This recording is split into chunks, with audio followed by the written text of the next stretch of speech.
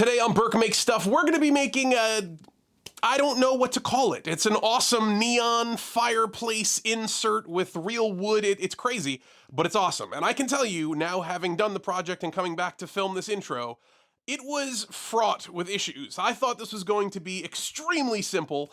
It wasn't. But luckily for you, I found all those potholes, hit all those walls, and I get to show you the absolute easiest way to get it done. So let's not waste any time. Let's get right into it. Why don't we number our logs? Yeah. Okay, we have 1, 2, 3, 4, 5, 6, 7, 8, 9, 10. We're gonna be speaking about each log via those numbers going forward, so remember them. Yeah, I know, we actually need to talk about a lot of the logs.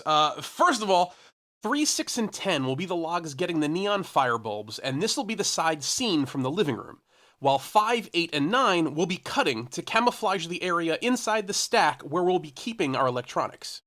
First, I mark out where I want the neon flames to go, making sure that each mark is at least ½ an inch away from the front of the log above it on the stack. Since these are now stacked with the exact spacing we want to have them in when the project is finished, I'm going to draw horizontal, vertical, and diagonal lines on both sides of the logs. Now that I've severely over-organized these, I can take them apart and put them wherever I need them to be, and then when I'm done doing all the work on all the separate logs, I can put them together in the exact same formation that they were in. So let's take them apart and work on just the core unit of the pyramid, which is number 5, 8, and 9. I cut all 3 logs here, and then got rid of the middle sections. Then I grabbed both ends of log number 5 and cut them here and here. This flat area makes it really easy to attach all 3 logs together using 2 wood screws. So in the end, we end up with 2 core pieces that look just like this.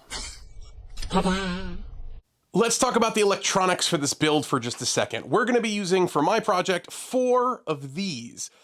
These are neon fire display things that you can get online. I'll leave the link below. We're going to be gutting these and using them in the project, but don't be concerned about that. It's really a plug and play. It's going to be super simple. So let's take these things apart. I'll show you what we got. When you open the box, you're going to find a fire bulb, a base that runs on batteries, and a cable that allows us to power this with USB. To start out, we're gonna look at just the base. Because you know I'm all about that base, about that base. When we take out the screws and pop this apart, you're left with 2 pieces, one that has electronics and one shaped like a cup. First, take the cup piece and we're gonna get rid of everything except this little rectangular piece in the middle.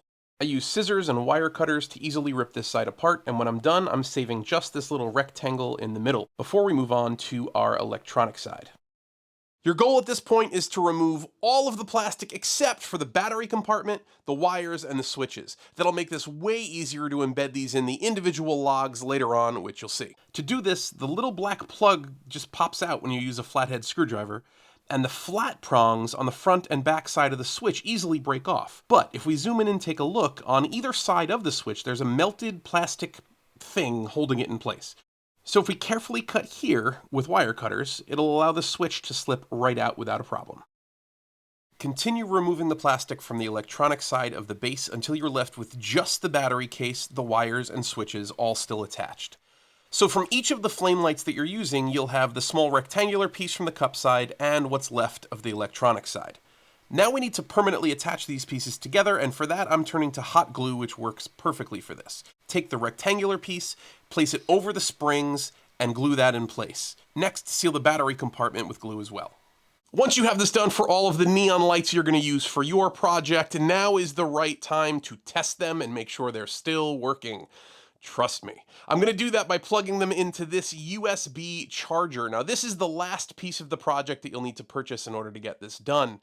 I got the 4 USB version because I have 4 lights that I'm going to be using. You should get the same number of USB slots as of the number of lights that you're going to use for your project. That's pretty easy.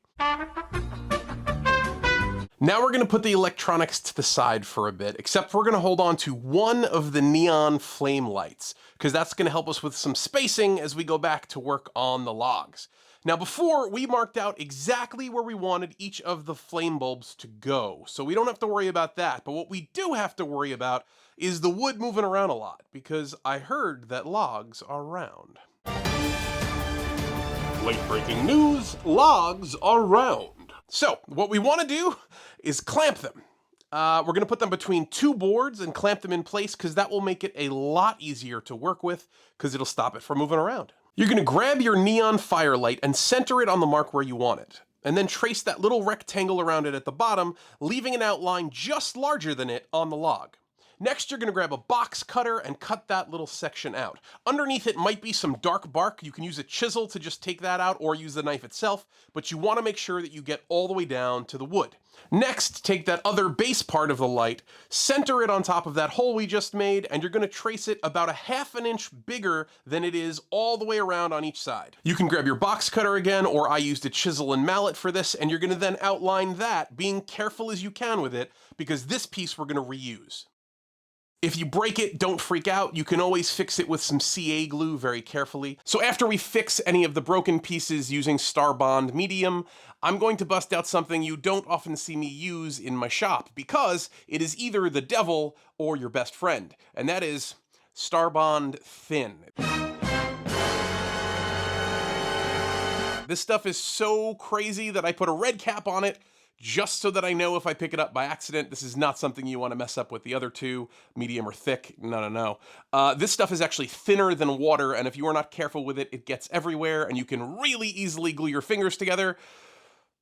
I know because a friend told me. Yeah. So this is actually going to be a real big help today because I'm going to use it for this. I'm going to very carefully saturate the back of these white birch pieces in Star Bond Thin and then immediately hit them with Star Bond Accelerator. That way in about 10 seconds, we'll have taken these from being flimsy pieces of bark to relatively strong, semi-stabilized pieces that we can use for the rest of the project. And while I still have the Star Bond Thin out, I'm going to run a bead around the opening that we just made by removing those pieces of bark just to strengthen that area up too. And make sure when you're doing this, you don't get it on the outside of the bark, you get it on that inside dark layer that'll saturate in and make it nice and strong. I just want to put it out there that not every kind of wood will work with this project. Now I'm using white birch because other than it looking amazing, white birch has the tendency to let go of the tree. The bark and the tree don't hold on to each other. So as long as you work carefully with it, that whole piece of bark can come off and be used for other stuff. Not all wood does that, but white birch, that's what I'm going with. Then grab one of those electric bases again and line it up with the center of the hole you just made by removing that bark. Trace it exactly before bringing it over to the drill press, and then we're going to drill out that exact area that you just traced all the way through the log. This leaves you with a cavity, the perfect size for the electronic setup that we made, for the plastic rectangle to be outside of the log while the bulk of it sits underneath that bark cover we made. After you drill that hole out, you're definitely going to have to clean up the inside of it a little bit. I used a Dremel and a sharp chisel to do that, went really easy, and then I used the Dremel to make any tiny modifications I needed so that the electronics could fit perfectly in that hole. And now the children say, what a perfect fit. Once we have that done for each location that we want a flame to be, we're done making the individual pieces we need. So now it's time to start putting everything back together to make the final piece. I cut a thin base just smaller than the diameter of the two core pieces that we made from logs 5, 8, and 9 before, as if they were spaced just wide enough to look like the full-size logs. I simply hot glued those in place, though you could use screws if you wanted to, and then I mounted the USB charger inside the gap in the base. I plugged in all the cables that go from the USB to the fire bulbs, and then I stacked everything around that base. What came in really useful for this was those horizontal, diagonal, and vertical lines that we set up before. See why I did it?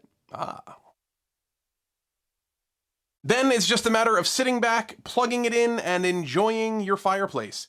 This thing is awesome. I like it. It was a simple build once I figured out how to do it the simple way, and just like I promised you, you can do it too. So go check out one of my other videos because they're all here for you to check out. There are little projects just like this for your home to make it a little more whimsical, a little more creative. And I'll see you guys next time. Subscribe, hit the likes, the whole thing. Later.